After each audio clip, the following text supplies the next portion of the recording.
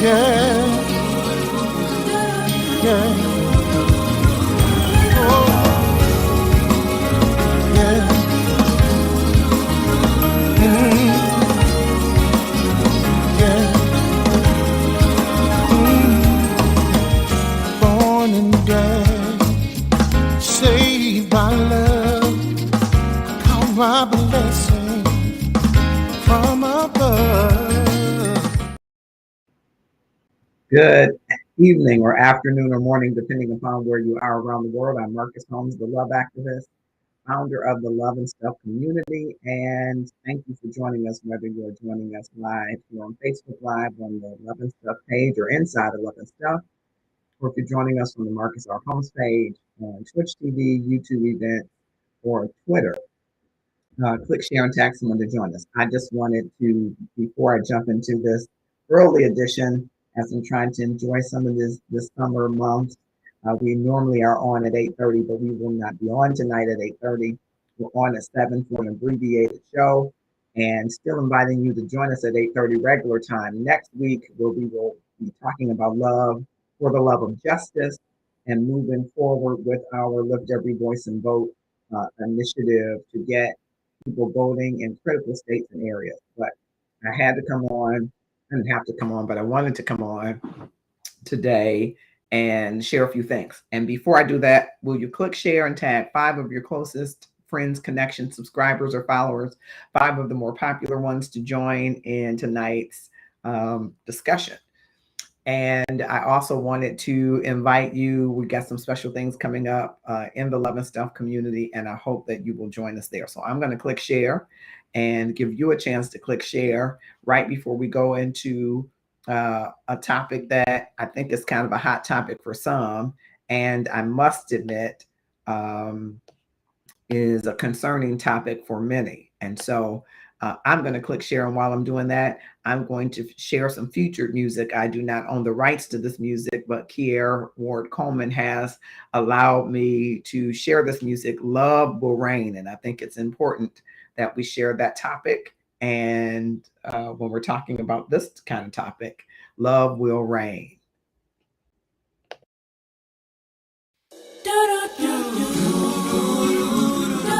Yeah. Yeah, yeah, oh, yeah,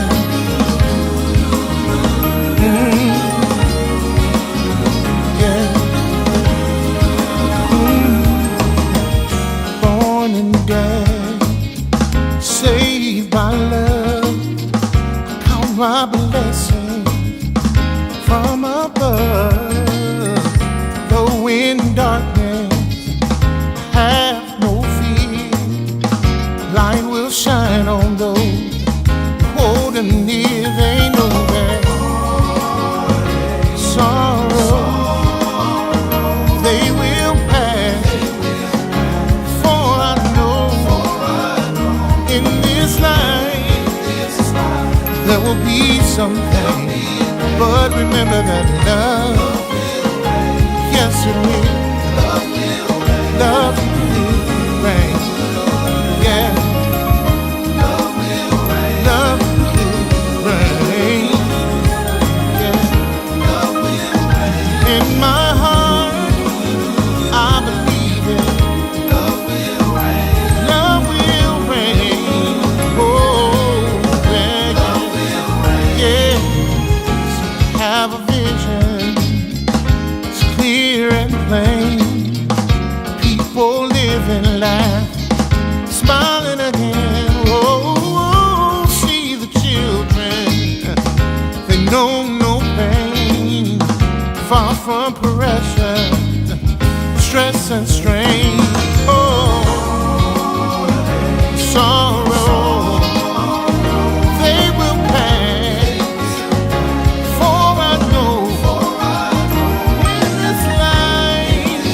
There's gonna be some pain, but remember that love, yes it will. I know, yeah.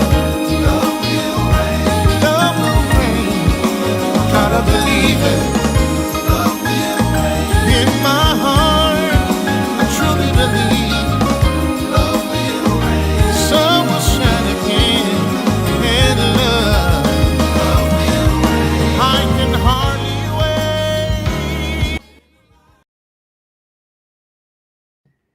Love will reign. Thank you, Kiera Ward Coleman. And those of you that are joining us on Love and Stuff, I see some of you joining us there and on Facebook Live and Twitch TV. Thank you so much. Drop in the comments who you are and where you're from. And I would just be grateful to be able to share with you and say hello.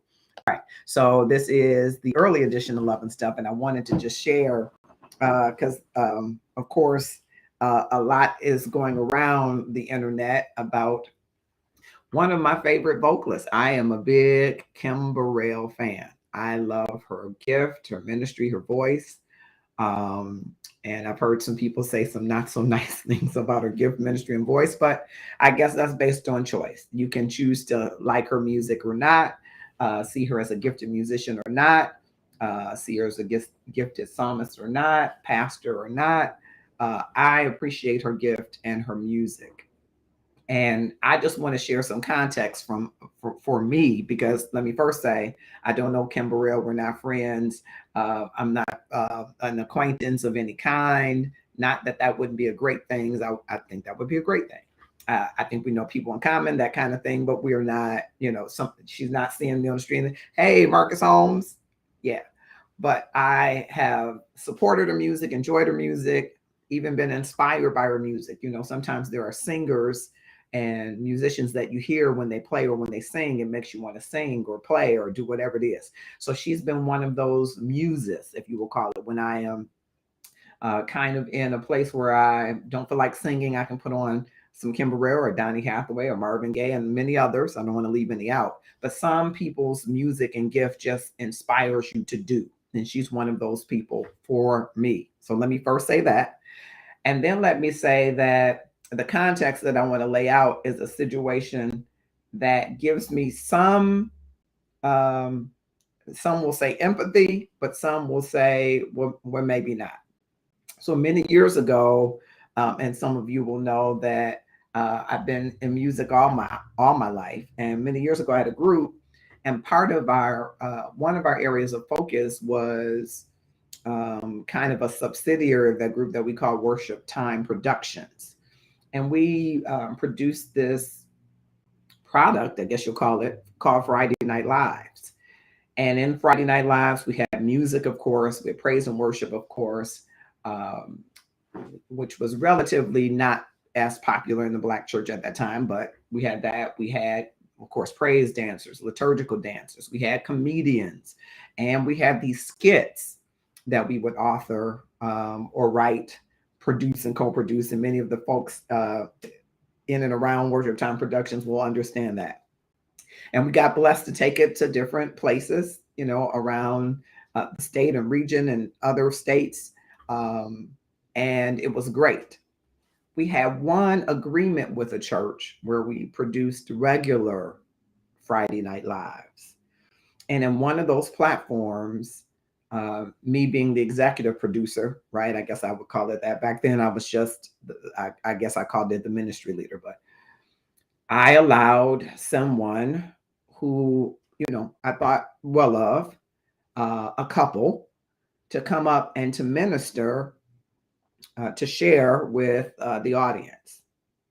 And when they got hold of the mic, the experience went so far left than what I had planned.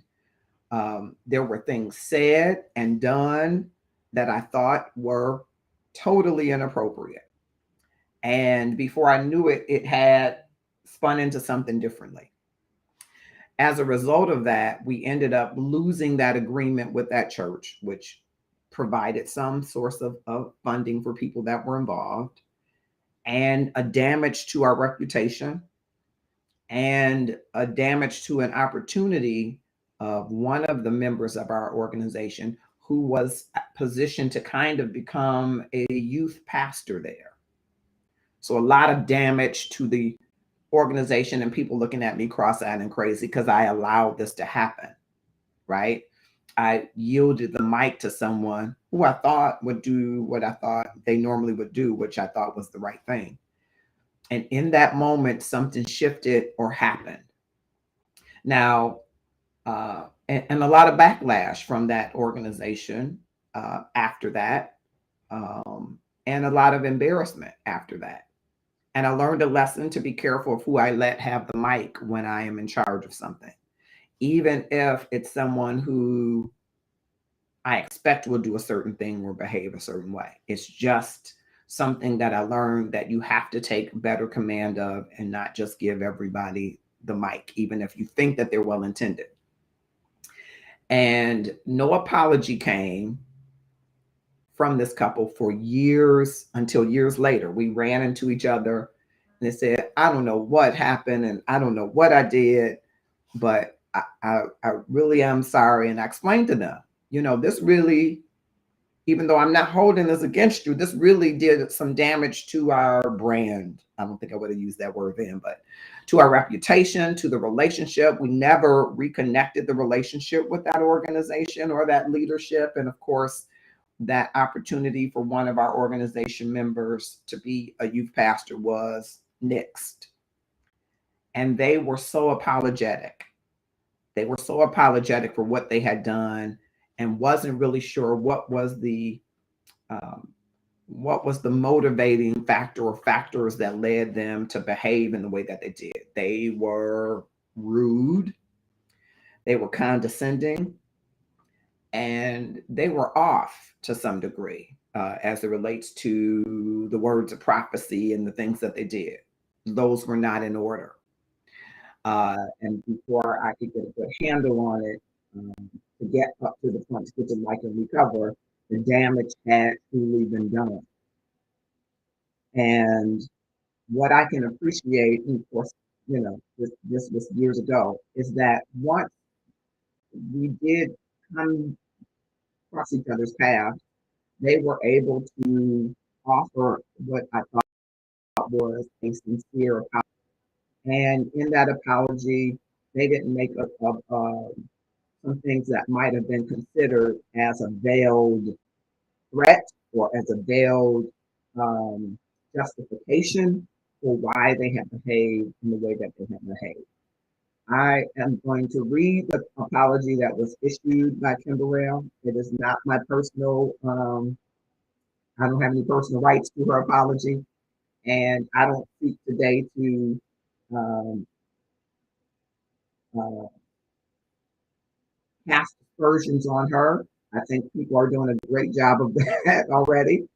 Those that are in the household of faith, I know people hate when I say this, but if you are a Christian, I think you do have a responsibility to pray for those um, and cover those that have done wrong. It doesn't mean that you don't bring their wrong to their attention. I don't believe in that. I believe that someone who's inside of her circle who can, maybe she feels that's on her level, I don't know, can speak to her about how this is injurious to people and to the church, even though she may have not meant that.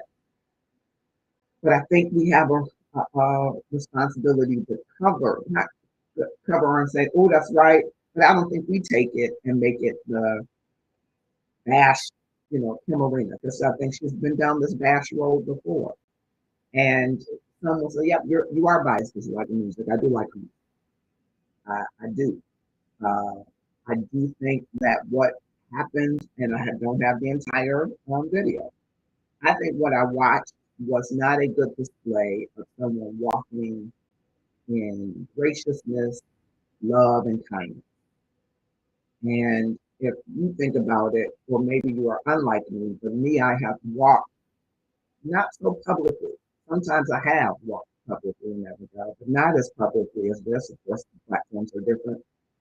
But I've walked not kind, not gracious, not as loving as I could have shown up in times in my life. And if ever that's been you, I just want you to consider having some empathy to pray for someone who might be hurting, who might be insecure, who might be frustrated, who might not master their emotions, and sometimes, and maybe on multiple times, that you would maybe consider praying for that person, especially if you're in the household of faith. And that doesn't mean you don't hold people accountable for what they say or do. I don't believe that. But I believe, and there are ways that you might hold somebody accountable by your support or withholding your support, by your letters or your video responses to them.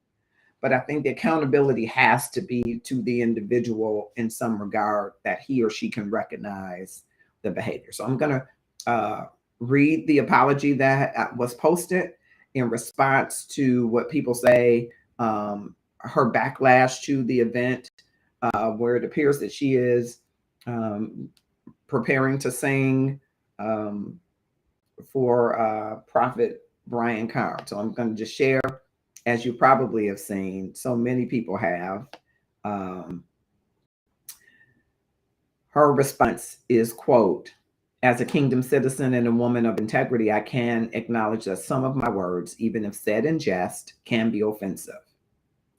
My intention is never to hurt anyone, but to spread love, laughter, and more importantly, the gift which God has given me in song. If anyone was offended, I can sincerely say I apologize. With that being said, the irony in this is that those who are criticizing my statement are displaying the very thing they have accused me of. However, it's not been humorous or in jest. My image has been used in multiple places and false statements and narratives have been created. The punitive damages for some are quite lofty. Please be mindful of what is both written and said via video about me, especially if it contains untruths. Slander and defamation are not taken lightly, especially if it affects my name, image, or brand. Those pages wherein vile comments and false narratives have been created have been noted, reported, and hopefully silenced. Again, I will apologize if anyone thought that my humor was malicious, but I will not under any circumstance tolerate harassment, slander, or for my character to be defamed."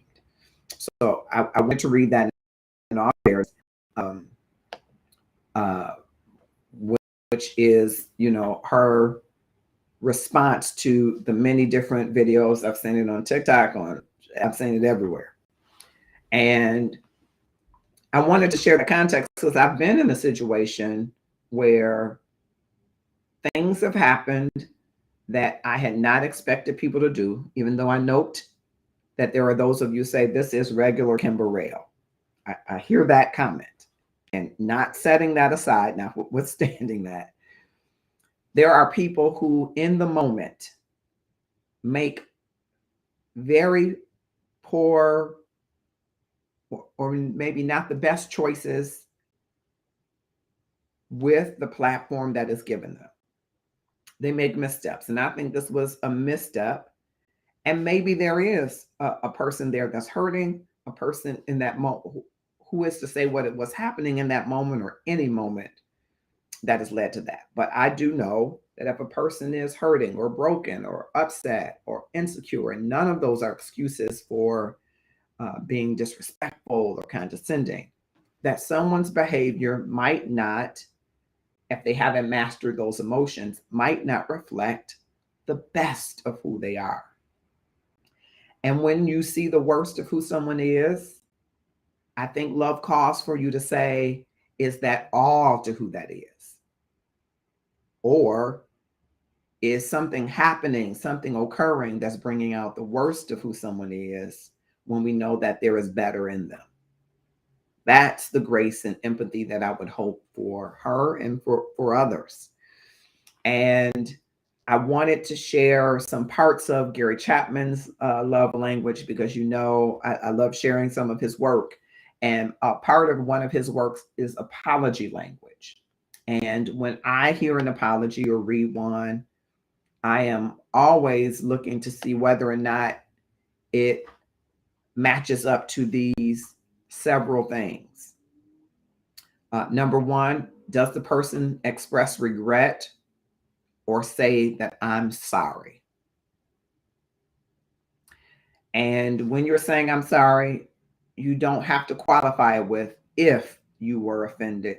If you make it specific to what has occurred, I'm sorry for whatever it is, you can finish that phrase. You got to express some regret for what has been done. And this is, Gary Chapman's language of 5 languages of apology. He's a world famous author and Christian counselor, and he wrote this, I think, along with Dr. Jennifer Thomas, who's a clinical psychologist and also an author. But I think you have to express regret. And each person has a prime apology language. And you have to remember when you are making an apology that you have to consider the apology language of the person to whom you're making the apology. If it is a blanket apology to everybody, I would say cover all of these areas. So, first, I'm sorry, expressing regret. In some way, you say, I want you to know how deeply I want you to know I understand how deeply my behavior hurt you. And sometimes the words I'm sorry are good to say, but say it specifically what you're sorry for. I'm sorry that my words said on this date hurt people.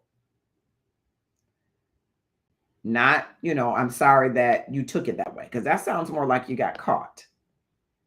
No, I'm sorry you were hurt by it. Clearly, people are hurt by what was said. I'm sorry that you were hurt.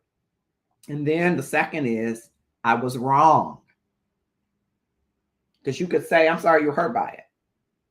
But if you don't think it was wrong, it nullifies, in a lot of ways, the apology. I was wrong. It is accepting responsibility for your behavior. I was wrong. I should not have done that. I should not have done that specific things. Not sometimes some of the things I said can be taken the wrong way. Sometimes some of the things I said can be hurtful. I am wrong that I said this because it was hurtful to some. I'm seeing the comments, the backlash is hurtful. So it's accepting responsibility for what you did or said, and you acknowledge that it was wrong. You name your mistake and you accept your fault. The next thing is, please forgive me. Ask people to forgive you, which I think you did hear some requests for forgiveness. And sometimes that's what people want to hear. And requesting that forgiveness is a way to touch people's heart, especially whose language is hearing you say, please forgive me. It's what might feel sincere to them. Okay? And so please forgive me is the next thing. Then it's a commitment to change your behavior. I've got a plan of action. I will try not to do that again. So this is part of the problem for some people, because they feel that Kim Burrell has done this over and over and over and over again. Some people feel that way. That, okay, this ain't the first time. She did this a couple of years ago. A few years back, she did that. When she gets the mic, she kind of just goes left, and she has this veiled shade, and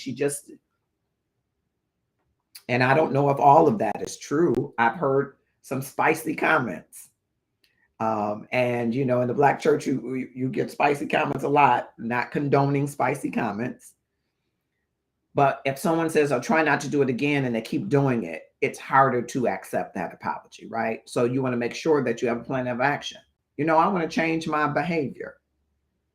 I'm desiring not to do it again, because again, it nullifies it if you're just going to turn 360 degrees back to the same spot. No, you really need to turn 180 degrees, right? And not make excuses to say, well, I wouldn't do that if. It's really genuinely a repentance. It's, I don't want to hurt you again. I don't want to do that. And then making restitution. What can I do to make it right? Now, in this case, a public apology might be the best stab at a restitution that someone could do. But an individual has to say, was my behavior so unloving that I have to do something that repays it? What do I do? What do I do that repays it? I would say, especially in this instance, one of the ways that you might seek to pay it is to say, you know what? When I issue an apology, I'm not going to include comments to those I consider the peanut gallery, detractors, or otherwise.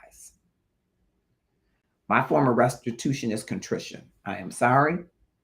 I will not do that again. I'm going to take a look at my behavior, because something is driving this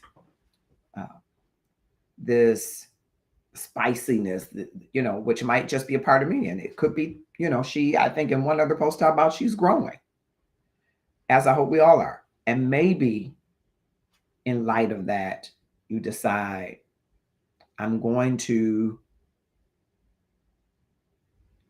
make a plan to change my behavior. I wanted to come on to share the apology languages because I think it's appropriate here. Different people hear different apology. Their language is different. So they hear an apology differently. So for some people, saying I'm sorry, expressing that regret, does not absolve you of what you've done. Some people need to hear you say, I was wrong. And sometimes our ego can get in the way of that. I cannot speak specifically for Kim Burrell. I do not know her. But sometimes in my life, I have been wrong, and my ego said, but I'm not going to say it. And maybe I'm the onlyest one. But because I've had that experience, I can recognize that experience most times in others. And I know that I'm probably not the onlyest one. Maybe I'm the only one willing to say it. That sometimes I can be wrong, or you can be wrong and not want to say it. And sometimes the person to whom you're apologizing can only hear your apology when you say, I am wrong. Some people can only hear it when you say, I'm sorry. Some people only hear it when you say, I'm expressing regret and I want to make you whole. Right? Some people need to hear you say, okay, I know I've done that before and I'm not going to do it again. Here's my plan in place to not do it again. And so it's best to cover all those bases when you're apologizing in a blanket way. And to ensure that you can provide the restitution is to remove some of those statements that might further create injury, where you say, oh, but let me tell you, what I ain't going to have is this. Maybe instead of that, you issue the apology with sincere contrition, with sincere regret and repentance, and that be it. I would advocate for someone who has done that. And I'm advocating for those that are in the household of faith to pray for Kim Burrell. I don't think this is the first time that we've seen comments that are less than appropriate. And this isn't the first person we've seen them from on multiple times. And most times, when we see comments that are far left from love or far right from grace, there is something going on in the internal constitution of that person. And if we can give grace to those who haven't given it to us, if we can be love to those who have presented themselves maybe to us as unlovable, I think we'll be all the better for it. That doesn't mean that we don't hold people accountable for what they say and do. I think there is a clarion call in these last days of love that what you say, of course, can be memorialized forever and can't be just necessarily deleted in most cases. What you say has lasting impact, and you have to be careful about what you say. I wholeheartedly believe that. But I also wholeheartedly believe those that are walking in love, that you're called to distribute grace. And grace doesn't mean I think what you did is okay. Grace means I find value in you even though you did something that wasn't okay. I'm going to give you the benefit of the doubt. And I'm going to pray for you because I just don't believe that someone who is in a good space operates the way that we may have seen in a part of that video. You could tell from some of the expressions of people that were behind her that maybe, disappeared left to them, right? Um, and maybe if someone keeps operating from that space, there's something that they're working through. And sometimes what we're working through shows up at the times that we least want it to. Now, I had an inbox discussion with someone earlier on this topic, and they raised some very great points that this isn't the first time that Kim Burrell has been in the news, as it were. First time that she's been in the public eye for saying some things. And I think the higher the platform, the more detractors and the more harsh the rebuke is. But if you and I are honest, we have probably said some things in smaller platforms that we shouldn't have said, or we say, oh, I could have said that differently or better. It does not excuse what we said. And anybody who really loves you is going to tell you, you were wrong. You shouldn't have said that. You shouldn't have done it. The goal is to do some self awareness so that you master your own emotions. And we all can work on mastering emotions. It's one of the things that I'm consistently working at, mastering emotions, right? Because in any given moment, if you aren't aware of your triggers and you're not aware of how you will show up under pressure, when you're tired, when you're sleepy, when you're hungry, when you feel disrespected or misused or undercut, all of the things that trigger you can show up at any time. And sometimes our go-to when we're triggered is sarcasm. Sometimes our go-to when we're triggered is a certain amount of being condescending. Everybody has a go-to when you're triggered. Some people's go-to is humor, and sometimes the humor is crass. Now, I would hope that that would help us to have empathy for people who do that. It doesn't mean you don't hold them accountable to it. I want to be as clear as I can about that. You still hold people accountable, but you also distribute grace to them, because sometimes you say, if someone keeps operating in the same vein, something is going on with them. Someone who is not having difficulties or trials or tribulations, and we all have those, right? But someone who is not consistently going through those typically does not show up that way. Something is reinforced. There's a feedback loop, sometimes as reinforced, that causes us to dig our heels into behaviors that don't ultimately display who we say we are and who we are becoming.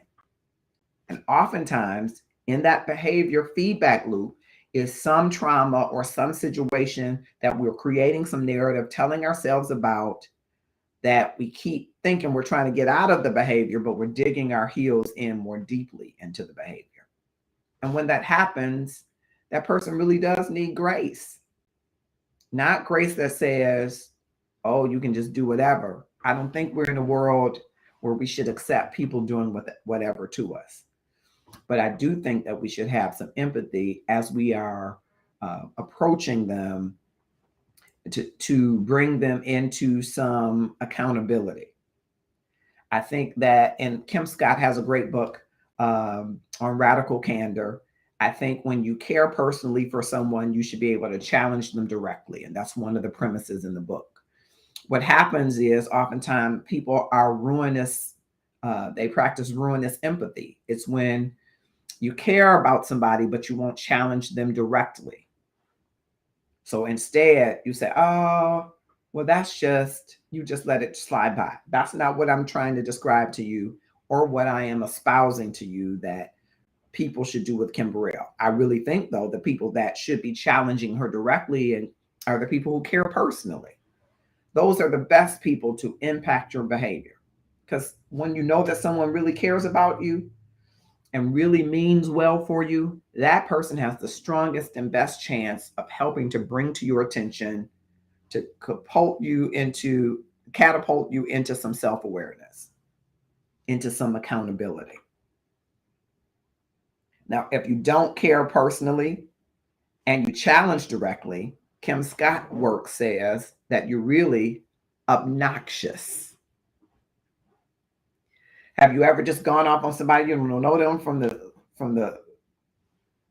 from a can of paint? Somebody says, but you challenge them directly. Kim Burrell, you but you don't care two flips about Kim Burrell. Kim Scott's work says you're really practicing a kind of obnoxious that she talks about there. I invite you to get the book so you can read it. It's a good book. But the goal is to challenge directly people that you care personally about. And it doesn't mean that you won't have commentary, because this is social media. People are going to comment until it goes to the next thing. You know, this overshadowed the J-Lo and Ben getting back together, right? It's probably overshadowed some other stories, right? And it will go away. And some people will forget. She might lose some fans. Her new single might not get as many downloads or plays because of it. And some people will forget about it next week by this time. Some people will hold it for 30 days. And some people will hold it every time they see her face. But most people will forget about it. And all I'm saying is, instead of forgetting about it, if you are in the household of faith and you want to have comment on it, pray for her. If you're not and you don't care personally, then don't seek to challenge directly. Don't put your energy in challenging something directly that you don't care personally, or the person you don't care personally about, because that's not going to help Kim Burrell change her behavior. Influencers might, meaning the people in her life. She talked about a pastor in Maryland, I think a pastor maybe, and his wife. I don't know if they're co-pastoring. I don't really wasn't familiar with the names that she mentioned. Not that I would be, but maybe those people can impact her. You and I, who don't know her and don't have a relationship with her, and just going in on her on social media, really doesn't impact her. It impacts the people in our circle about us. And for those that are in faith, it puts a light on the household of faith, not that it doesn't already have one, right? But it just seeks to add to that. Look at this person who is at this level, and look at what she did. Well, you're right. There were some things that she said, and I didn't see the entire piece. Someone says the entire piece is out there. Please share it. I didn't see the entire piece, but what I saw, I thought if I were seated in that audience, just what I saw, I'd have a problem with it. I'd have a problem with it, and especially if I had on a hat. If I had on a hat, I would have really had a problem with it, and I'm not sure I would have thought it was funny at all. If I lived in a trailer, I don't know that I would have thought that was funny at all. If I was broke and barely had enough money to give in the offering, I don't think I would have thought that was funny at all. Those are three other things that she said that I thought, if I were seated in the audience and any of those things I thought relatively applied to me, I would be offended. Now, I'll be honest. She talked about ugly. I just don't believe I'm ugly. And I don't think anybody's ever called me ugly. And so it's a little late in the game to tell me I'm ugly now. People done told me otherwise. So someone telling me I'm ugly, I'm going to be like, okay, to each its own. Beauty's in the eye of the beholder, if I give that much a response, because I'm thoroughly convinced, right? But just presuppose there are people who were grappling with those areas of their life. Someone who's living in a trailer, or living in someone else's home or basement, or not living in a house that they want to live in. Just imagine someone has some insecurities about their looks, and they don't feel like they're looking good, and they have a hat on. Those people might have taken great offense to it. And that was my challenge in watching it. And I watched it a couple of times just to see if I was, getting the gist of, what's happening. Clearly, there was something said before this mark in the video. Because again, I only get a certain part when she say up. From that point forward till where she sings the first phrase. So I don't know if, intentionally somebody cut off that part of the video, or that's all that they captured. They flicked it on at that time. I don't know. But what I experienced in the video, if I were in that experience, I would have had taken exception to, especially the way that I think of her gift and her level. I would have been concerned. And I have been concerned by things that I've heard before, and I typically pray for her.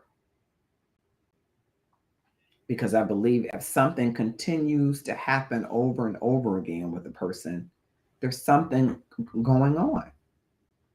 And I think she shared with you from, my baby mama's passing, Whitney Houston, through, I think, several of her family members passing. I think she's expressed some of the feelings of hurt and pain and grief that she's experienced. And none of that condones behavior, but I can tell you firsthand that you can be in grief and be so angry that you are in grief and so frustrated with the situation that you show up differently than you intend, especially at moments that could be pressure points. Maybe getting up singing could be a pressure point. Maybe other things that are happening could be a pressure point. It doesn't excuse the behavior, but it's sometimes helpful to understand that there are drivers of behavior. And if you can have any empathy that people might be experiencing any range of experiences or emotions, then you might distribute to them some grace. And that's what I said to the person I talked in the inbox. Let's distribute some grace, because we didn't see the entire video. Let's distribute some grace because we don't know what the drivers are. And let's distribute some grace because any person could mismanage their emotions and misstep in response to their triggers. And I think it's very important that we would put ourselves in other people's shoes. Now, I know we say, I would never do that. I would never get in no mic and say this and say that and go off. And I hope that's the truth for you. I just know that there are so many people that I have seen in leadership, singers, bishops, apostles, prophets, pastors, presidents, mayors, governors, lieutenants, chiefs, teachers, priests, doctors, lawyers, judges who got in a position on a platform, be it in person, via social media or otherwise, and said something that was a clear indication, at least to me, that he or she wasn't able to master his or her emotions. It could happen to any of us. And the fact that it happened to one of us is worth giving some empathy to see whether or not there are other drivers to that. Now, I do think that someone, and maybe someone already has, maybe that's why there was an apology. Now, no aspersions on the publicist or whomever authored that, but I believe if you follow Gary Chapman's apology languages, you might not put in there, I'm noting this and taking the report up. I don't think any of that is in there. I think if you want to address people, you're going to do what you're going to do. If someone is slandering, if somebody's libel, defamation of character, you're going to do what you're going to do. I don't think you say in an apology. And with that said, for those of you who think that this has gone too far, wait till you go too far. Because that's kind of how I read. It's hard to receive a full apology at the end of it. It's kind of like a dig. And that might have not have been the intent. But sometimes the apology has to be delivered with tact and diplomacy so that you take it. You take your L and say, I express regret. I was wrong. I am changing my behavior. What can I do to what can I do to make it right? What can I do? Please forgive me. I think for a blanket apology, it's so important to include all five. I'm sorry. I was wrong. Please forgive me.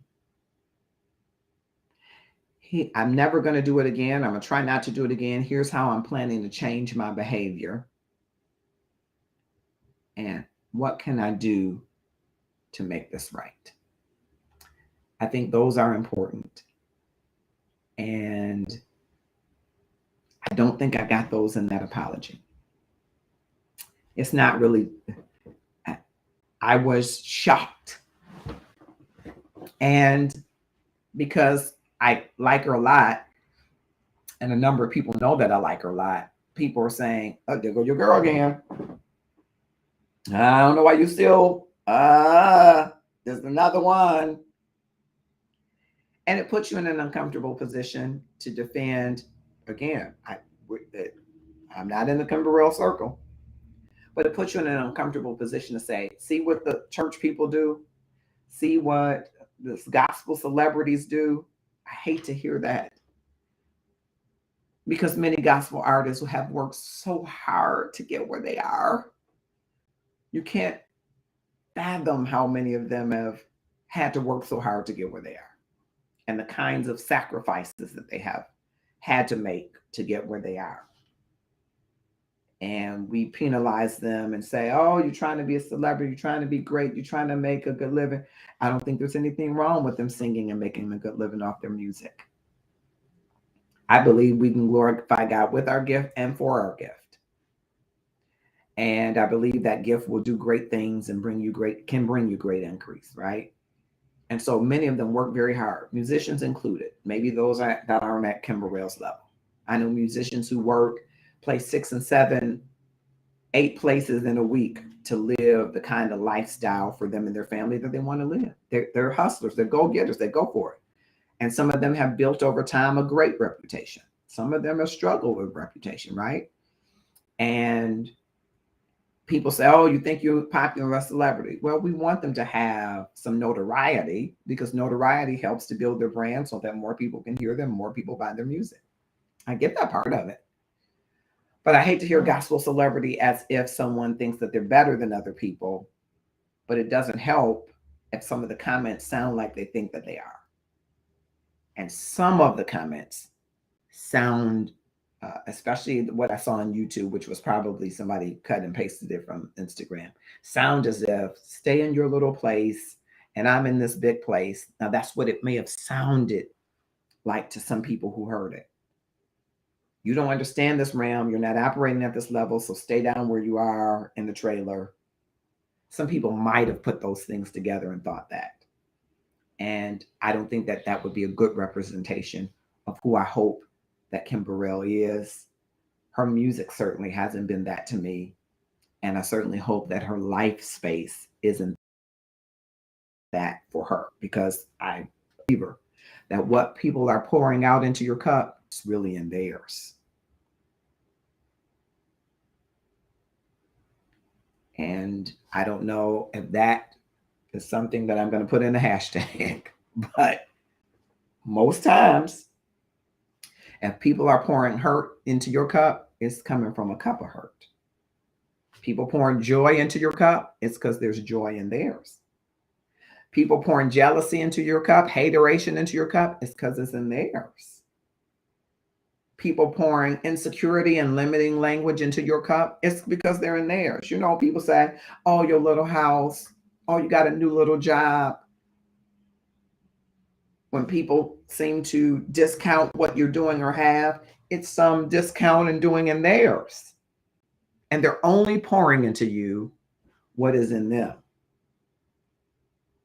And if you see it as that, you might have empathy for a person who is trying their best to pour, but gets caught up in mismanaging their emotions.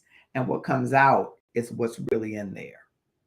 Now, I don't think it's all only one thing in there, but sometimes if you got more of one thing than the other, it might come up and out first. So it's 7:53. I did an early 11 stuff. I'm trying to, on our journey, I may go shortly over 8, but on our journey, in our self-care journey this month, we are focusing on getting outside. And so for me to get outside, I got to make some adjustments in the schedule. And I'm going to get out and do one of my favorite things, which is walking. And I didn't think I could manage this while I'm walking. When it's cooling down a little bit here in the Metro Detroit area, it's right about 90 degrees. So I'm going to get out as it's cooling down. I didn't want to get out too much in the middle of the sun, still getting some vitamin D as it's cooling down, and get out. So our self-care journey is available to all of you to join the self-care journey. It is a 12-month journey. We're in month 7. We started in month 1 with sleep. And I've been circulating these sleep videos because we have 8 of them, one for each day. And then there's an overarching video. So at night, there's a video for each night, I better say, that is 8 hours long. It's on YouTube. It's free. It will help you get an 8-hour rest. For many people, they need rest. And so that's where we started in January. People say, in January, you just started with sleep? Yes, because we believe your refueling, recharging, rejuvenation is as important to your day as the food that you eat, which took us into February about eating right. The 80-20 principle. 80% of the food that you eat should be for nourishment, and 20% of the food that you eat should be for your pleasure. So most of what you eat should be the things that you know are going to be nourishment to your body. Not just food because you need to eat something, but things that you know are going to bring health and wellness to your body. And then 20% of the food that you get to eat, or that you choose to eat, are those comfort foods that you love. You stick to that, you're going to start to see a change in your diet, in your bowel movements, in your energy, in your sleep, in your weight. If it does not work, I want you to come back to me and I'm going to bring you on live so that you can tell me, you told me 80-20 and it did not work. 80% of the food that you eat should be for nourishment. That means you're not going to do the processed foods. You're going to watch out for the sugar, the bad starches. You're going to eat the healthy things 80% of the time. Not, oh, I'm going to mix in a little bit of the 20. You're going to eat 80% of the time good food. Good vegetables, good lean meats when you're eating meats, the good fish. You're going to eat all the good stuff. 20% of the time, you're going to have the things that you like to eat. And let me know if you don't see a change, I said again, in your diet, in your discipline around diet, a change in your bowel movements and your digestive system, a change in your weight, a change in your energy. Okay, that was February. March, we marched into physical fitness and exercise. Corey Beelan from BFit of Washington, D.C. gave us a 6-minute ab workout. If you join Inside 11 Stuff, you can get that 6-minute ab workout. Start in your 1 or 2 minutes and then move to 3, 4, 5. Get to the 6 minutes. Getting out, walking every day, getting mobile. We had some wonderful testimonies of people within Inside 11 Stuff. Some who lost almost 90 pounds. One person who's lost 168 pounds. And you can be on your journey for your individual journey of weight loss if that's what you desire. In April, it was about setting healthy boundaries, learning to say yes to yourself and no to others. It is not selfish to say yes to yourself, and it takes practice. And so we practiced that in the month of April. The month of May was all about treating yourself. And it didn't have to be an expensive trip to Dubai. It could be a staycation where you create your own spa day. Many people had great ideas and shared some wonderful things on ways to treat yourself. June was all about gratefulness. And with the gratefulness journey every day, we're all about gratefulness, about ways to bring that positive power of gratefulness into your life through simple practices. And now we are in July, and it's about getting outside. So in a few moments, that's what I'm going to do, get outside. But that's why I wanted to come early today, so that I can get outside as the temperature is cooling down here in the Metro Detroit area from 93, I think, to 90. It's about 90 now. I'm going to hope that I get to the 80s before I'm walking out on the riverfront, which should be a few degrees cooler.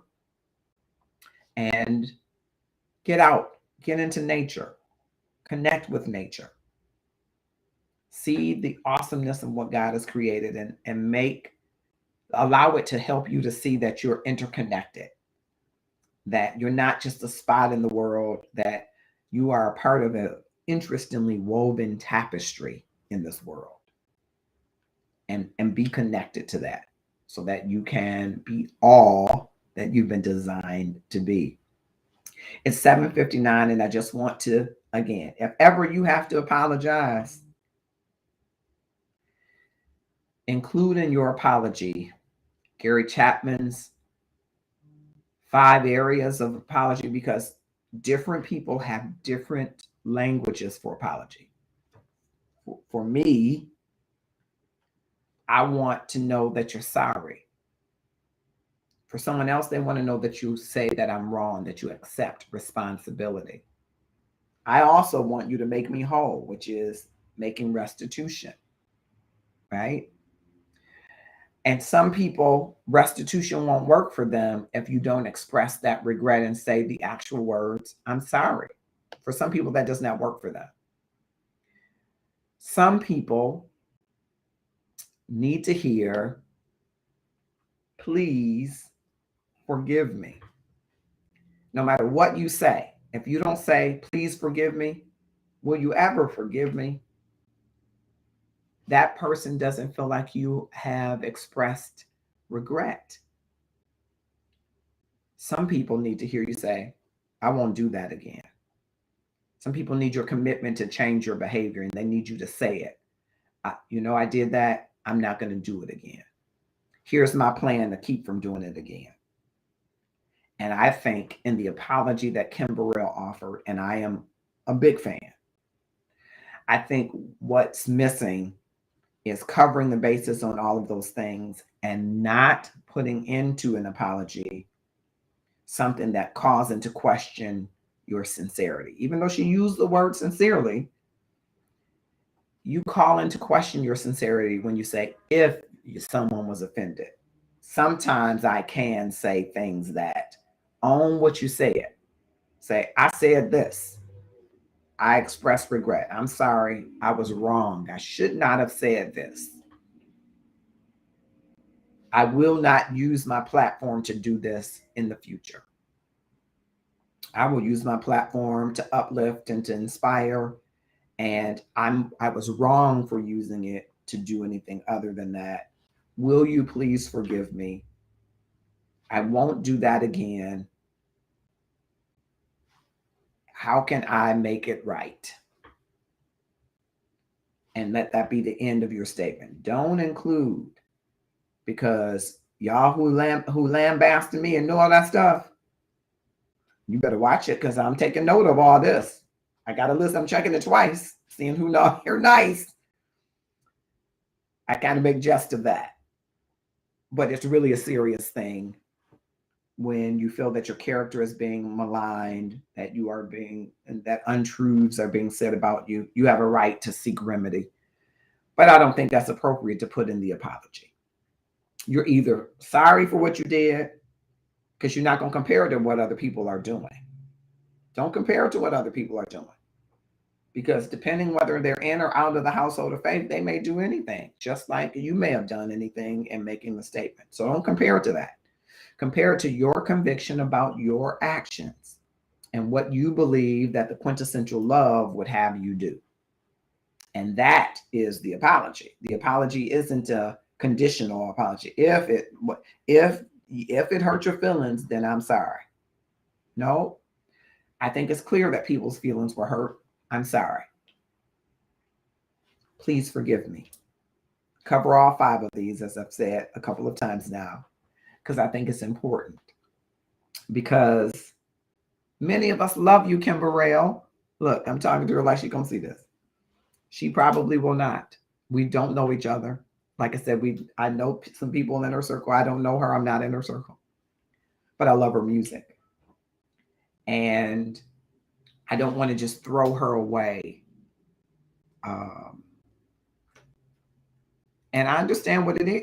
Like I said at the outset, I've been in a situation where I gave somebody the mic and they went way left. And it caused me to lose not only money, but reputation and opportunity. And the apology didn't come immediately because you know what? I don't believe in that moment that because sometimes people think because they didn't intend to do wrong, that what they did wasn't wrong. And you got to be careful with that. You didn't intend to do wrong. You intended to be fun, intended to be spiritual. You intended to be whatever you intended. But you could be wrong intending to do something else. It's still wrong. So I didn't get an apology immediately. Some time elapsed before I ran into that couple again and said, hey, do you realize what happened? And they were apologetic. I'm sorry. I don't know what motivated us to do that. You're right. We were off. We were wrong. You know, what can we do to make this up? I'm so sorry. And that for me was enough. Did it erase what happened? No. Did it help me to go back and say, oh, they apologized? I couldn't go back to that place. I couldn't go back to that leadership. It burnt everything. That's how horribly it was. It was just a horrible experience for me, for the people in my organization, for the people that had come as audience members. It was a horrible experience. And I would have rathered the apology right that moment. But I feel clear that in that moment, because their intent was good, they didn't see that what they did wasn't good. And I'm wondering if it's the same here. You would think that someone would say, now that you couldn't have thought that you could be good. But sometimes people don't see that what they intend to be one thing, jokes, jest, sarcasm, whatever, that it could be very damaging. It takes some self-awareness to see that. And I do believe that with most uses of sarcasm in that way, there is some other driving factor behind it. And I really want to not just look at what people do, but I want to look at why they do it. I will say that there have been many times that I just held people to the what of what they're doing without getting to the why. And you don't have to get to the why. But if you intend to challenge someone directly, I think you have to invest in you. And oftentimes we're challenging people directly that we don't care personally about. And that's dangerous. Hey there, Nicole. Hey, June Michelle. Thank you all for popping in. I came on an early loving stuff because I'm going to go out and get some, get outside as a part of our self-care journey. But I wanted to share in this moment what is, I think a lot of people are I don't know if a lot of people are surprised. I was surprised when I saw the video. I know, Nicole, and I'm trying to wait till it cool down a little bit. That's why I'm trying to go a little early. Love and Stuff is early tonight, but so it's not my regular time, and I didn't do all of the invites that I normally would do. So thank you for joining, and anybody else. But I wanted to just I saw a lot of comments, and I had an inbox discussion, a couple of rounds of inbox on Kim Burrell, and I'm still a big fan of her music and ministry. I love her voice. It has inspired me. Sometimes when I don't feel like singing and saying, "Oh, you need to get up and rehearse. You need to sing." And not only hers, I mentioned Donny Hathaway, I mentioned Marvin Gaye, Daryl Coley, many others. And I think that what I heard in the piece of what I heard was not a good reflection of Kim Burrell. It was not who I hope that she is. I don't know her personally. I don't think that it reflected the best of her. And if you and I are honest, there might be times that we step on a platform or to a podium or somewhere where we aren't reflecting the best of us either. If that's ever been you and you can relate to that, even if the best of you didn't show up like she showed up, and you can relate to not being seen as your best, then I invite you to have some grace for a person that you could challenge, but you don't really have a personal relationship with. And it's social media, so you can say everybody's saying all they want to say. And I mean, it's your right to say it. But as it relates to helping her, I don't know if it's helpful to her. Now, it might help her if you say, "I'm not buying your single or downloading it."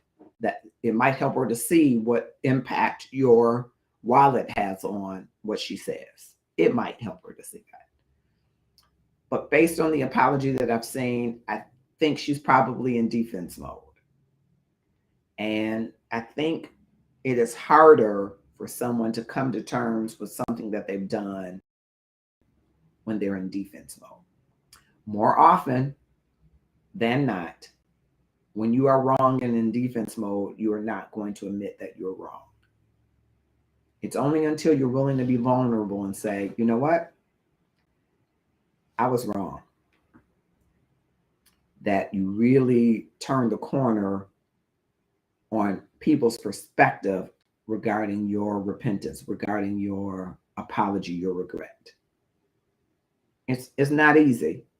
I've had that same challenge where I said, "Well, I'm just not." My ego said, "You not." I'm just not going to say I'm wrong.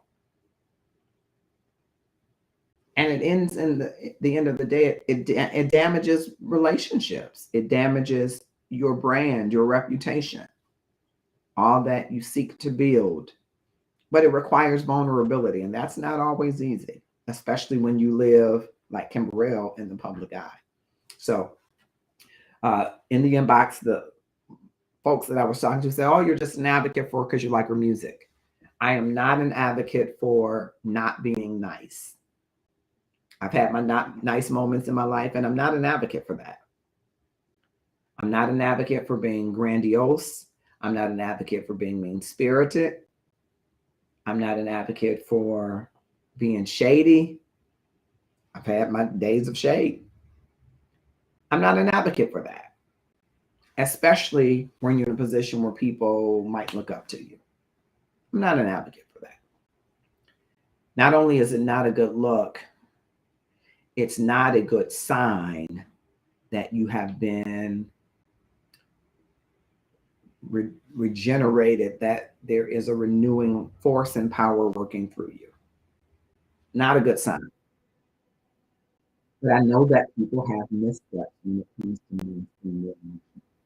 And most of that comes from personal traumas that have become triggers for you.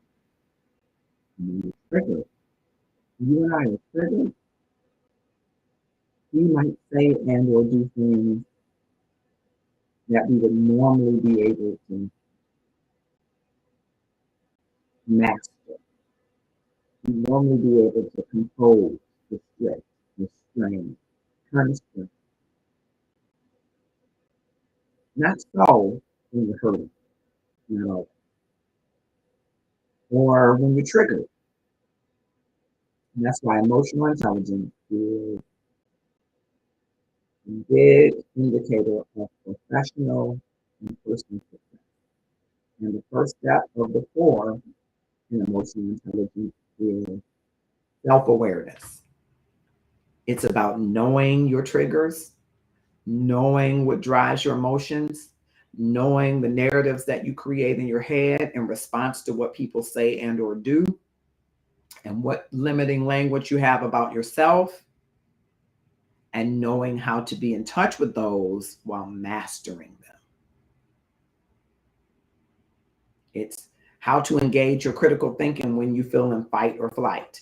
And one of the ways, one of the tricks that are part of the coaching is when your button is pushed and you feel like you're about to say something, you should ask yourself silently as you're breathing as deeply as you can and not like, but what did I have for breakfast this morning? Now, it isn't really important what you had, but what you're telling your mind is, I need you to think. You're not in fight or flight. I need you to think.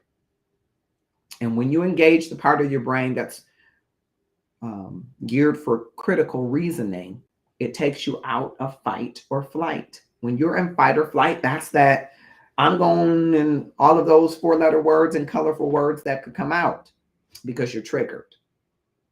You have to find a way. Okay, what triggers me? Why am I triggered when people don't tell me the truth? That's one of my triggers. If I don't believe you're being truthful, and I really believe I've got this special sense of when people are not being truthful with me, and I feel a nudge to the left or right, instead of where your heart sits in the center, it feels like something's, people say that's crazy, but I feel something I don't, it can unnerve me if I think that you're lying. And it's like, I do better if you told me the truth, even if it's not what I want to hear. But I know that's a trigger. And if I'm triggered, I might say or do anything that wouldn't show up as the best of me unless I get in control in front of that trigger. One mentee that I was coaching, he said, my dad used to cuss me out. And I vowed that when I became an adult, wasn't nobody gonna cuss at me. He's triggered when someone uses expletives. And what happened? His boss said, you effing blank.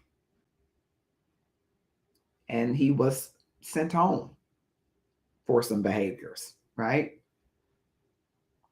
But he didn't realize that the trigger was related to the trauma of his childhood, of his father cussing at him. Now, for you or I, maybe that cussing might not be our trigger.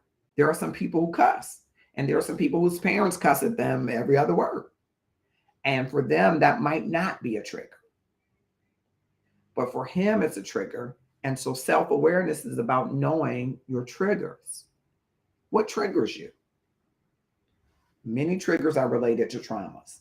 And traumas don't have to be large traumas as we see them. They could be the memory of something that we felt broke our constitution, broke our personhood, or violated us in some way. It could be something small that you, or that others might think is small, that you've carried from a long time. Somebody could have told you, you don't do nothing right.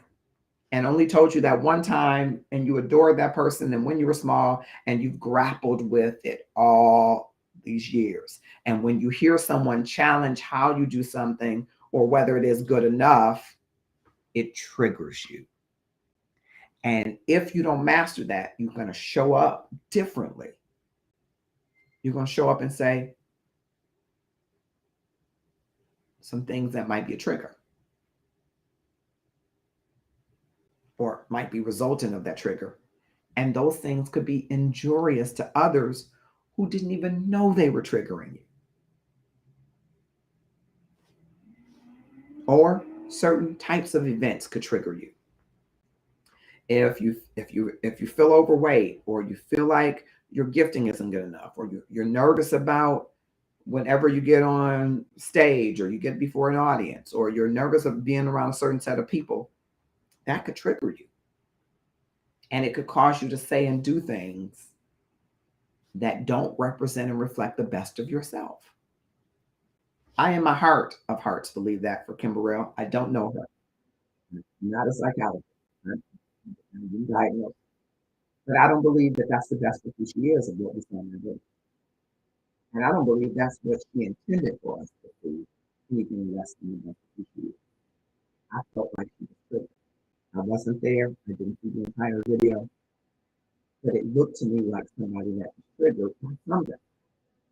And when something triggers you, you show up very differently than you intend. I think you'll find among the record, many people say, she's helped me, she's mentored me, she's done this, she's done that, she's been kind, she's been this, she's been that. And then you find other people say, I don't know, she's been this, she's been this, she's been that. And I wonder if you would look through your own life at the times when you weren't the good of what people say about you and determine whether or not you can trigger. And if you find that for yourself, all I'm saying is extend that same kind of grace to somebody else. Doesn't mean you condone it. I think it was not appropriate, what I saw. And if I were there, I would have been offended, especially if I were broke, lived in something less than a house, or had a hat on and thought that I was ugly. Thankfully, some of those things don't apply to me today, especially the hat, because I wouldn't wear a hat in church. But if I wore one in church, I know I ain't ugly under it. But that's just me. It'd be hard for somebody to tell me that I'm ugly under a hat. But if I were there, I would have taken exception to what was said. But I'm very interested in the why behind behavior, and that could just be my own curiosity versus just the what. Sometimes you have to focus and address the what, but it's really good if you understand the why. And when you don't understand the why, and you don't care personally about somebody, don't challenge them directly. Because it's not going to, in most cases, bring a change in their behavior. Challenge directly the people you care personally about. And as you seek to understand people, be curious about the why. Why are there times when Kim Burrell gets up and minister and it's not sarcasm and it's not going off and it's none of that? Because it hasn't been my experience, at least, that I see this every time. I've seen it more than once, I think, but I don't see it every time. So is there something going on when this happens? Is she working hard to be something better the other times? And should we judge people by the worst of them or try to have grace for the best of them and hope that the people who care personally for them will challenge them directly? That's my prayer. That someone will challenge her directly, and maybe they have, and that's where the apology came from, and say, this keeps happening to you. Why? Let's get to the why. Let's figure out why.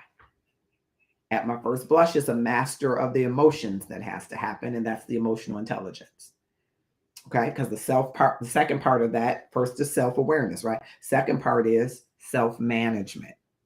It's okay, we're fully aware of our triggers, we know where they come from, and now we have a plan to manage ourselves in response to them. So it's those tips, like I said, it's engaging the part of your brain that's responsible for critical thinking and saying, what did I have for breakfast? When someone says something to you the next time, or you're in traffic and somebody honked the horn and you know you're not in the wrong, if that's your trigger. Some people don't like to be rushed. So typically the trigger isn't that somebody did something, it's that it reminds you of something that was done that you felt violated your personhood. So people that don't like to be rushed, don't like people to raise their voice, and they don't like people to do this to them, and some of them don't like to be rushed in traffic or honked at. That could be a trigger for someone who at some point experienced a trauma or something where they felt devalued by being rushed. Some people have been told what to do all of their lives, and you telling them take that seat triggers them because they don't want to be told what to do because they felt restricted by whomever always told them what to do. Now, maybe that's not your trigger, but you got to be mindful if someone responds to you and you say, sit down, see, like, well, what's wrong with that? But I'm gonna sit over there. You know, I'll choose my own seat. See, the way they responded, you could get lost in the what. But when you understand the why, then you might have grace to distribute to them to say, this made them feel like they were 5 years old when they were assigned a seat. And so I don't think just acknowledge the what. I think we have to understand the why. And I don't know in the moment why. I saw the what. And I don't think the what was something that was appropriate. I wish that publicist or someone else had Gary Chapman's 5 apology languages to cover all 5 in that apology and to redact or extract the part of that apology that said, and by the way, if any of y'all think you can't be doing this slander stuff, I'm noting this is some law. I'm going, because that's how I came across, like, like she was doing that. I'm not saying that she was doing that, but that's how it read after an apology that had some conditions to it. And for a lot of folks, a conditional apology is not an apology. And I would submit it's not an apology if you say, if I hurt your feelings, well, wait a minute. You shouldn't apologize unless you've hurt my feelings. And you should know it by either something I've said, something I've done, something I've told someone else. You should know whether or not you hurt my feelings. And if you're not sure, you say, did I hurt your feelings? Yes, you hurt my feelings. Even if you say, okay, it's a blanket statement. For everybody whose feelings were hurt by this, I apologize. I'm sorry. Please forgive me. I am going to use my platform for good. I'm not going to say these things that hurt your feelings because I value your fanship, your followership, your partnership. I value every human being. I'm going to change my behavior. And that's why I'm making this statement to make it whole. That's it. Nothing else. Not, I will sue you. I got attorneys, lawyer up. Don't you defame me. If you're going to do those things, do those things. You don't have to serve anybody a notice. I'm warning you, you better stop. If you're going to sue, sue. If you got grounds to sue, sue, or don't. Or take them to the church and, old school. 2 people have an ought and you go to the elders if you're doing that. I don't know if people do that. But if you're going to sue, sue. Don't say, yeah, you keep it up, I'm going to sue you. No, just sue. That people keep it up who think that they can keep it up. Just sue if that's what you're going to do. I'm not saying anybody should sue, but I'm saying you don't want to lace a veiled threat in an apology. It's just not effective. It's not effective. Not for the, as she said in the, I think it was Instagram and I saw it on YouTube, millions of people. I believe she probably got millions of people following her. I follow her on, some of her lives and certainly her music over the years. So certainly it doesn't feel good to me to be a follower and to hear these negative things said about someone I think highly of. It doesn't feel good. It's not a good position to watch it and then try to, sometimes you try to explain it away. I've just come to the place where I try to cover people as a member of the household of faith. I try to cover people who have made missteps where I see that others can bring them into accountability. And so my prayer is, Lord, bring us into an accountability. And Lord, let's cover this. Not when people hear cover, they think cover up.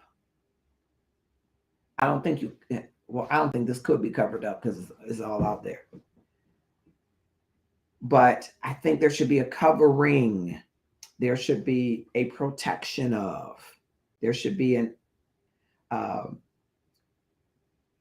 There should be an insulation from. But I don't think that keeps you from accountability.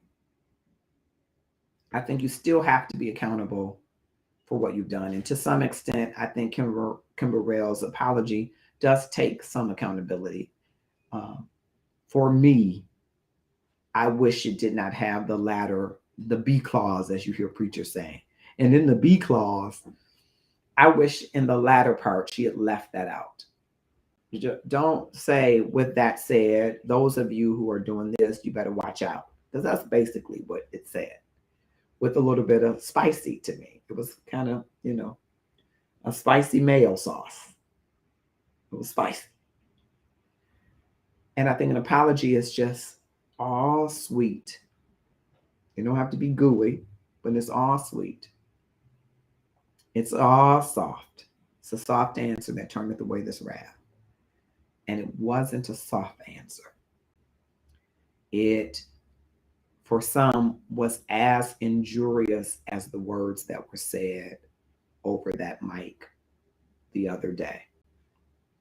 I wish for her well. I hope well for her. I love Kim Burrell. And I say that as a fan. I'm going to keep saying, I don't know her. I ain't talked to her. I don't know her people. We might know some people in common, but they certainly not telling her, get on Marcus Holmes live today. He live. They're not telling her that. I enjoy her music, and I want to continue to enjoy it.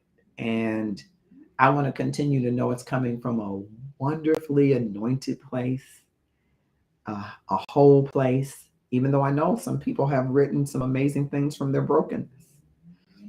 But I want and wish for her wholeness. And I don't think what we saw reflected that in that moment. And I'm hoping that whomever is in her inner circle is helping her to get to that place of wholeness, where we sometimes make missteps, mistakes, mishandle things and people. But we find grace in the eyes of God. And we're able to get it together, move it forward, and not repeat the same behaviors over again. I said I was starting out early. I've made it to our regular time because I intend to go out and catch a little bit of walking outside. If I have a chance, I may go live while I'm walking. I didn't really dress for the walking, but I need to get some steps in. And this month, we're all about getting outside. Hey, Tabitha, good news. Thank you for coming. I came on early, and so it's not our regular time, but I didn't want to not come on today. But I know I wanted to definitely just share that. I believe that there is enough drama. There are enough reality shows. There is enough negativity in the world. And some of it is what people are really, really experiencing in their everyday lives. There is enough of that on every platform. I'm committed that on the platforms that I'm honored and privileged to lead and to share, that I would try to put positive things. That's why I celebrate the birthdays. Those of you that want to celebrate your birthday and you're not connected to me personally, the only way that I could do that is if you join the Gratefulness Journey every day, or I'll send you another link, because I would need to have your birth date and your name and email address, and I will celebrate you as I've been doing everybody else. I don't do all of the reels the way that I used to, because some people don't want their birthdays celebrated. And some of them have said, hey, take me out of the celebration. I don't want to do it. So that's why you don't see everybody included. And, quite candidly, there have been a couple of situations where maybe a spouse didn't know who I was and said, hey, I don't want you. Where'd you get that picture? I'd take that down. I don't want anybody to think that we use Love and Stuff to put somebody's picture up so that we can draw them in. We use Love and Stuff to celebrate birthdays. Birthdays are important to me. I have experienced a lot of loss. 3 of my 4 siblings passed away. Um, all of them that passed away under 50. And so I've always celebrated birthdays. But when that started to happen for me, I made birthday celebrations for me and others something big. It's important to me. And so that's why I capture your picture and I put it up. Now, if it's not the picture that you think is your money shot, inbox me and say switch it out. I will edit the post and put in the picture of your choice. I try to go through your profile and see what's the picture that would look good. I might not have the same eye for you as you have for you. So if you want to switch out your picture, inbox me and say, hey, thank you for including me, but that picture I don't like. But that's why we celebrate birthdays. We celebrate life. We think it's a positive thing to talk about living a good life, having a good life, appreciating the people in your life. And that's why we celebrate it. And I try to make it all things positive. Are all of my experiences positive? No. Do I experience every moment positive? No. Do I feel positive every second of the day? No. But I want to show you the positivity more than the negativity because you get plenty of it everywhere else. I want you to come here and say, oh, this is a place where I can get some inspiration out. Sometimes it's salacious topics, but I don't want it to just be salacious topics because I don't want you to just think about the relationships that you could correct and cure or the boo or bae that you want. I want you to think about loving you and loving God and how you could better be a life love force in the world, right? So it's not just about a dating scene, even though that's important. It's not just about marriage, even though that's important. It's not just about those relationships. It's about the relationship with yourself. Are you in love with yourself? Are you in love with God? Are you trying? Should you try? Will you consider it? All of that in a positive manner. And so, yep, it's all positive stuff. But I wanted to bring this forward because this video that Kim, and then I didn't play the video because I don't own it, but I brought it forward because we can get something positive out of it. Not that I think it was the best look for Kim Burrell. I don't think it's the best that I've seen her. I don't. And I think I've seen her in a similar light before. But out of it, I think we could say, have I ever misstepped or mishandled anyone? If I have, am I willing to distribute grace to someone who did it so publicly that everybody has seen it and heard of it? Because that, my friend, is grace in motion.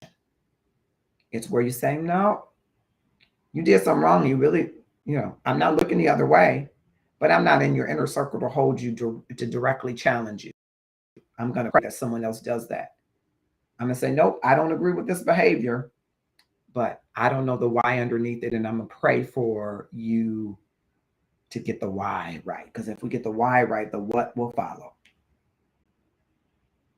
And especially to those of you that are in the household of love, you're called, I believe, to do that. And you should feel called to do that because that same grace has been extended to you. And that's the positive that I saw in this negative. I also saw the positive of aligning it with Gary Chapman's work on the language of apology, which I think you should do. Yes. I am so glad, Tabitha, that's what my prayer is, really, because I don't know her. I think we have some friends in common, but I don't know her. So I can't challenge her. To challenge someone directly that you don't care about personally is obnoxious. And Kim Scott's work taught that. I want to challenge directly the people that I care about personally, that I really have a personal connection to, not just a general welfare. And sometimes you can meet somebody and get in their space and challenge them directly. But I want someone who cares personally about her to say, that's wrong. That's what I would want the people, and the people in my life do that. Say, hey, Marcus, that ain't right. You said that wrong. You did that wrong. It might not even feel good. I might be mad at them. Well, it wasn't wrong to me. I could be wrong as two left shoes. But I will later respect that person who challenged me directly because they care about me personally. But if you don't care about me personally, you probably won't impact my behavior challenging me directly. The goal is radical candor, challenging someone directly that you care about personally. So I appreciate that, Tabitha. I hope that someone will, while we are praying and extending grace. And I think people say, oh, grace, that just means you look the other way. I'm not looking the other way. I think that the behavior was not acceptable, not acceptable. And as I said earlier, if I were there, if I were broke or had ever been, if I lived in anything less than a house, or if I had a hat on, even though I'm taking that one off. Because I believe, number one, I don't wear hats in the house of God. I know that some young brothers, especially, it's like, oh, here you go. Here I go. I don't wear hats in the house of God. That's just me. But if I wore a hat in the house of God, I wouldn't be concerned about being ugly because guess what? Marcus Holmes does not believe that he's ugly. And you're going to have a hard time convincing me of that because all my life I've been told otherwise. That somebody once called me ugly and said, you ugly. But nobody never, UGLY, you ain't got no alibi, you ugly. Nobody's ever said that in a game and pointed to me. So I don't feel like that. So someone saying that I'm ugly, I just be like, well, beauty's in the eye of the beholder. So I wish you could join the other club who all believe that I'm not. But I have been broke before. Not poor, I don't think, but broke. I don't think I've lived in a trailer, but I could use a bigger house. I'd take one. Anybody who's been in that situation, that might rub you. You might be like, And anybody who has insecurity about their looks or weight or height or might feel ugly. And for someone to say, I ain't say none of y'all ugly, I ain't pronounced you ugly yet, that might land on them some kind of way. I could see. And I would feel bad sitting there thinking, here is somebody that I really think highly of, whose gift I love. I'm excited. I'm here to hear you sing. And then you're going, it goes left. And the reason that I want the why is because I've been in the situation where I let somebody have the mic and they went way left. And it caused me to have a loss of income, a loss of relationship, a loss of opportunity. So I understand where people get up intending to do good, intending to be funny, or intending to wow the audience, or intending to be spiritual and deep. And none of those in and of themselves are really bad. They might be on a fulcrum whose motive isn't good. They intended to do something that's not bad, but what they did was bad. And sometimes people can't separate the two. Well, I didn't intend to do bad, but what you did was bad. And if what you did was bad, you have to take responsibility for it and say, I was wrong. It's harder to say I'm wrong if you think, well, I didn't intend to do wrong. Maybe you didn't. But if you did wrong and you recognize it's wrong, accept responsibility for what was wrong. And I believe, though I didn't see the entire video, I must keep saying that, even though I hear it's out there somewhere, I'm not going to hunt it down. The part that I saw was wrong. Even if it was a joke, it was not in good taste. And we've seen some poor taste jokes recently that got people slapped. We don't want that happening in the church. Right? So even if you intend to be funny, because people do get to the mic and before they sing, they talk. Me, I go to the mic and sing. And people always say, why don't you say a few words? I was asked to sing. I really have to be led to say a few words I don't just get up and the song I'm going to render it. You're going to find out the song when I start singing it. And I just lift your hands and say, Jesus is the center of my joy. You're going to hear that when I sing it. Now, some people say, you got to warm up the crowd. You see, that's never been my way for people that know me, unless I really feel led to say something. I'm not the pump up guy. I believe, are you here to worship? Is Jesus the center of your joy? You're open to meeting him? Okay. That's my way. But some people will have a few words and they're going to set the atmosphere and they're going to, set up the song, they're going to line the hymn, all of those good things. And some people go into humor. And some people go beyond humor. And sometimes you have to find out why. Instead of what, and get lost in the analysis of what, you find out why. And I must admit, the first 6 times I watched it, because I watched it a few times, I said, well, maybe there's a part, and it starts at a certain part where their hand going up and just bring it up, something like that. And I thought, okay, so there's something that happened before that. So what was that? And I listened through and I watched some of the body language of the people around, and I thought, what is really occurring here?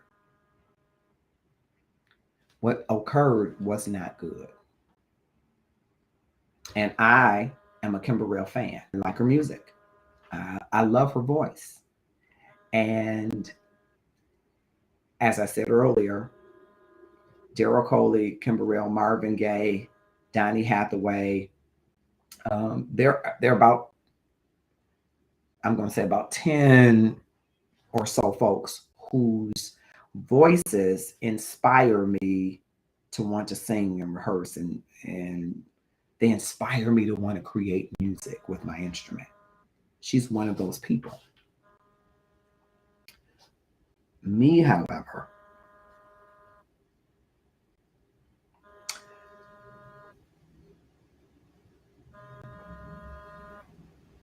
I don't like that I'm supporting, I want to support someone who is seeking to be the best of themselves. And I believe that's what she's seeking. I don't want to support someone who isn't seeking to be the best of themselves. And I don't believe that that's what she's seeking. Do we sometimes go too far when it's unchecked?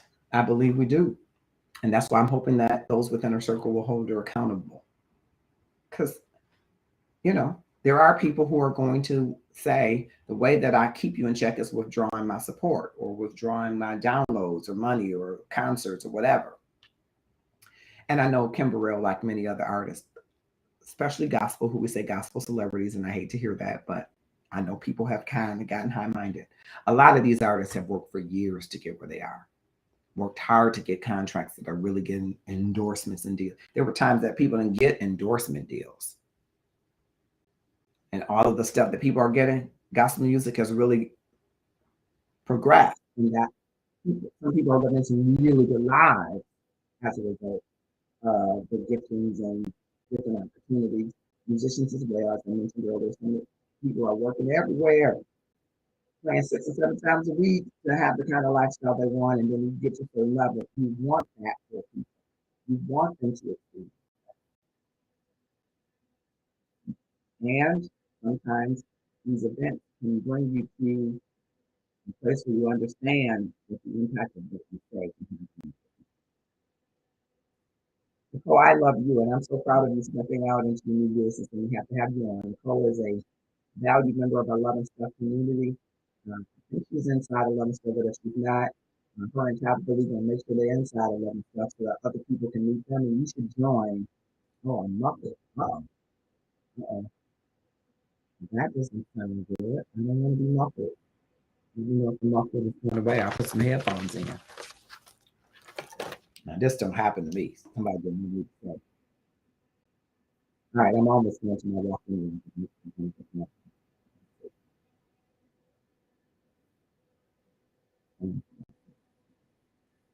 What's better? Okay, down into the headphones. All right, fantastic. I basically came on early, and our start time is at 8:30. You can join us next week for the Love of Justice review. Looking back in. Okay, here we go. Come on, Tabitha. I'm about to hire you as a social producer with no budget. You know, I love me some Tabitha. She is such a great sister. Uh, for the Love of Justice, um, for the love of God. Debuts next week. We have a pledge that we want you to join and sign. Get join other states for us to vote. Um, we believe that you should lift every voice and vote. Your vote is a voice. And if you don't believe that things are taking place to take away your rights, to suppress voter rights, Wisconsin has passed some critical legislation that will restrict and suppress voters, absentee voters. Miranda rights have had some changes to Miranda rights. We have a love for justice.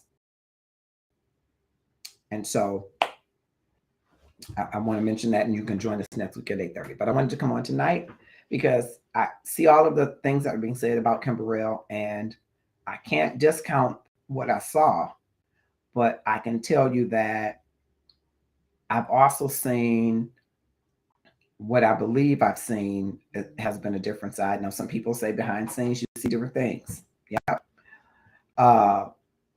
But I'm more invested in the why. And I may be biased because I do like her. I mean, I like her music. I have liked it for a long time. And it, along with other singers, inspires me to want to sing. And that's some good singing. I mean, that's some Sandra Hudson kind of singing. Sandy Hudson sings Healing Hands or used to, and it inspired me to want to sing. And that's the kind of singing that I try to listen to, especially if I don't want to sing.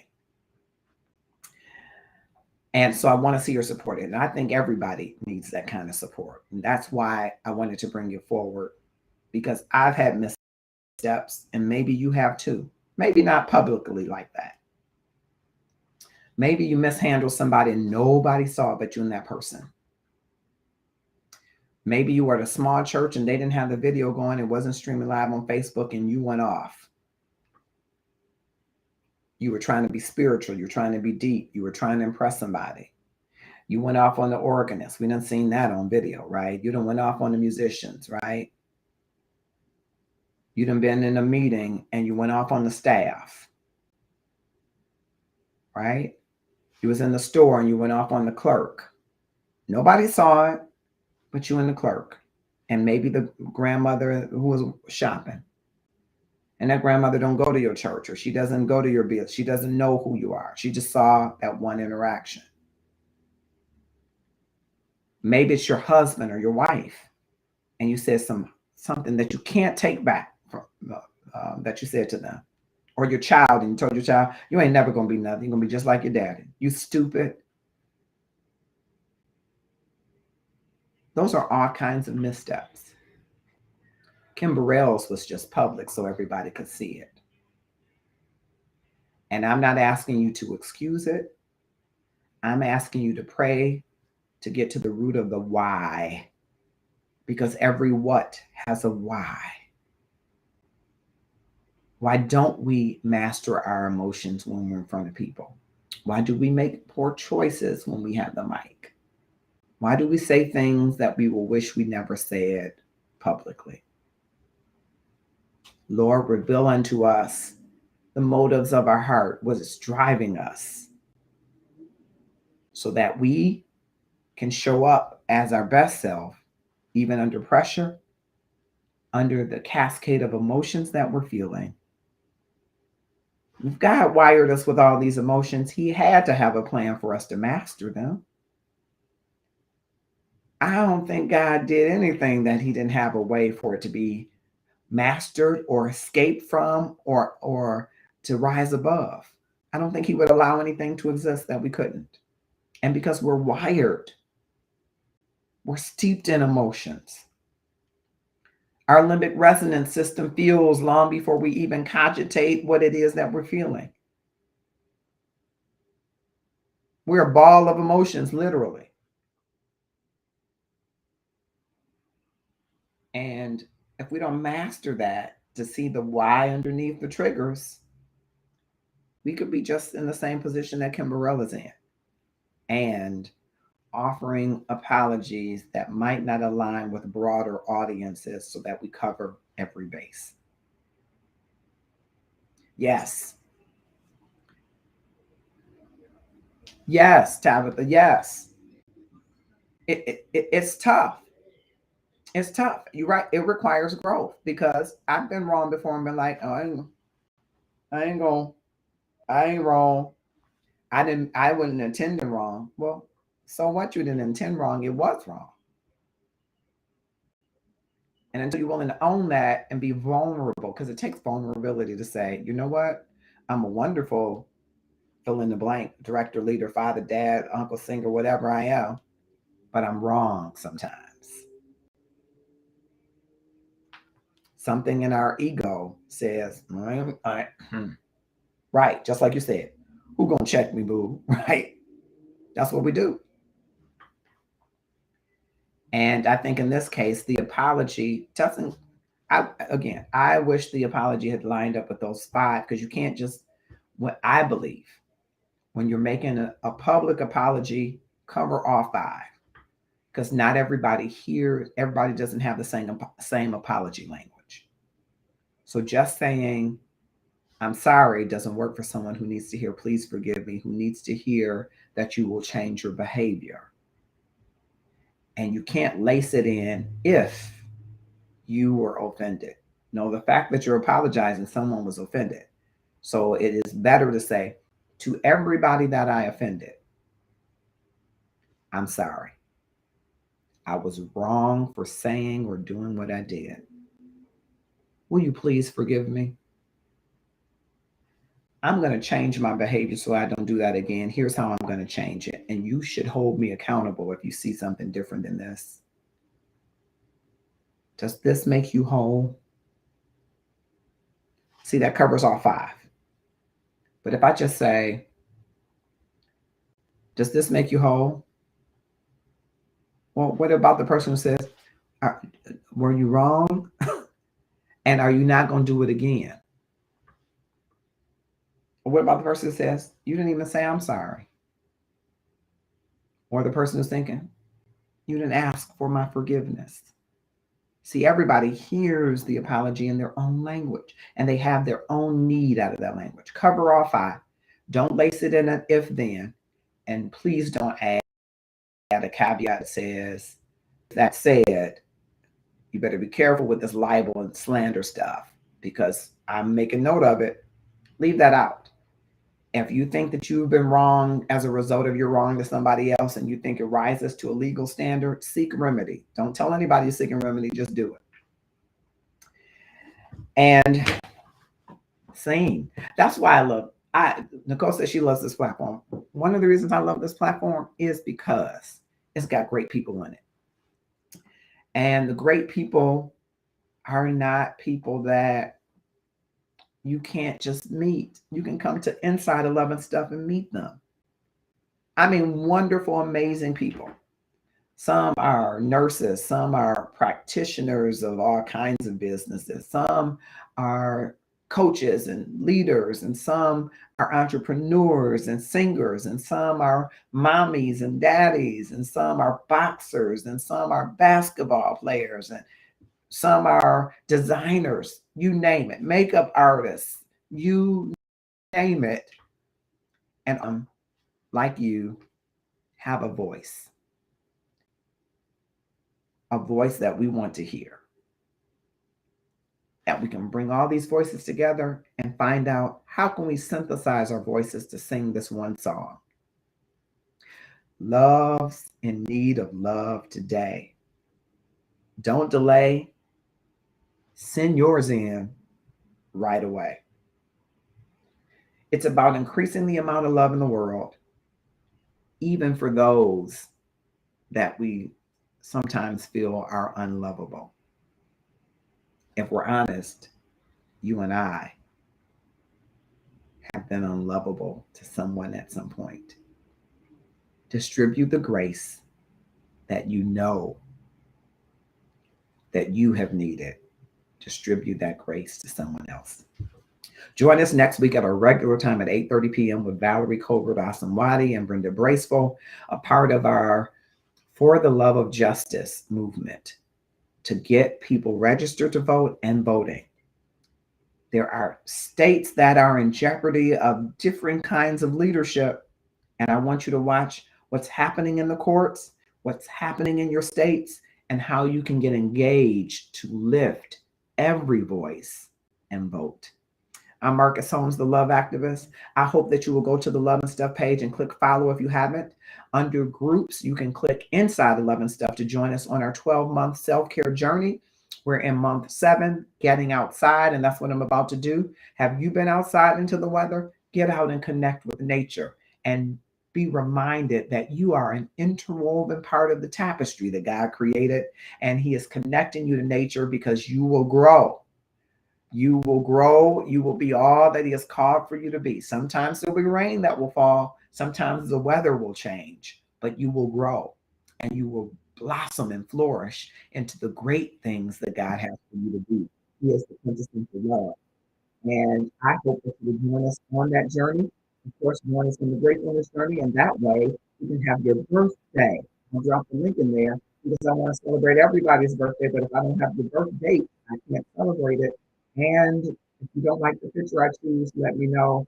And spouses, it's not a, you don't put them up to be on display so other men or women can get in their inboxes. That's not what we want to do. We're just celebrating life. So we don't want you to take it to heart. So we put your wife on display and saying she's single. We're not. There are married people that we put up there. There are widow people that's not looking for a relationship. There's single people, all kinds of people that we celebrate, and that's what we're doing. It's not singles community kind of thing. So, respect people that if you see their picture up there for their birthday and you click on the page, if it says married, and that's what that means. I just put the picture up because it's their birthday, not because I was putting them on display. They're not the thing of the day, right? So just help celebrate their birthday. And if they're single, I'm not going to tell you, shoot your shot, step on out. And if they say no, no means no, and keep it moving. But I only celebrate the birthdays of the people that are connected and I have their birthdays, and people who would want the birthdays. If you tell me, hey, I don't celebrate birthdays, I honor that, but we want to celebrate as many birthdays as we can for those that are in and around the Love and Stuff community. We try to include you, and so I appreciate all of you. It's 9 o'clock, which we would be ending early normally, but we started earlier, so we're a little longer today. I hope you will click share and tag someone in the information. I know we won't always agree. There are some people who say, cancel Kim Burrell. That's not what I'm saying. I'm not saying cancel her, even though I think the behavior was not appropriate. I think, especially if you're in the household of love, you should pray for her and ask God to reveal to her why and hold her accountable for walking in that why until she's in a place of mastering emotions, maybe some healing, whatever the situation is. I know the quintessential love, if we ask Him, He can help her through it. Have a grateful evening. Thank all of you for joining. I'll see you next week or maybe along these gratefulness streets or love streets somewhere on Facebook. Have a grateful evening.